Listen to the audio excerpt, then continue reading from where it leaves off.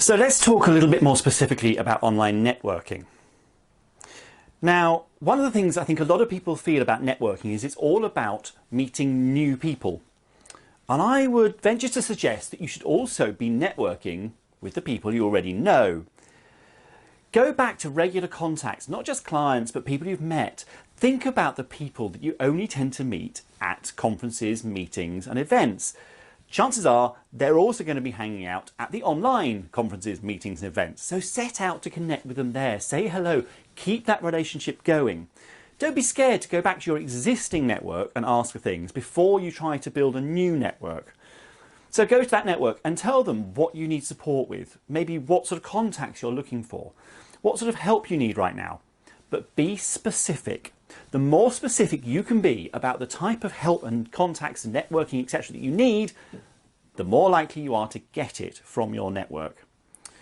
So be specific about the companies you're trying to reach or the type of job description you're trying to reach.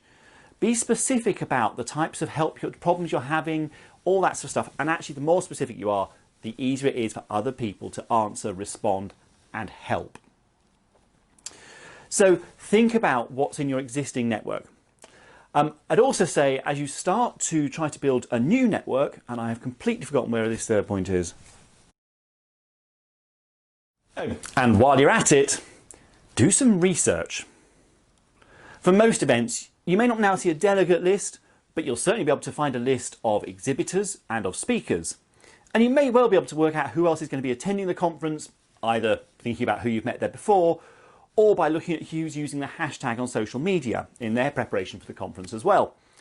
Go through the people who are going to be there and think about who you would like to meet and reach out to them in advance. Can you set up an online meeting in partnership with the conference? So, look at the events you want to attend in that conference. Think about when there are gaps in the program and set up online meetings there in exactly the same way you would in an offline meeting. A little bit of research can really help you to build connections as well. Now, I'm not saying here stalk people, but just look around what they're doing online. Don't just look at their LinkedIn profile. Look at them on Twitter, maybe even on Facebook. Look at their website. Look at their blog. Do they have a podcast? Get a feel for who they are as people. Because, okay, cliche alert, people buy people, but actually we do make connections with people as individuals. If you know that one of the key people you want to meet at this online conference happens to be really interested in, say, cycling, you can actually, if you're interested in cycling as well, you've got an in there straight away. What do you have in common with the people that you want to meet beyond just business?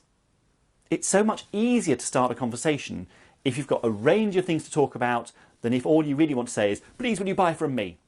So do some research, get to know who you want to talk about, and find out what you've got in common.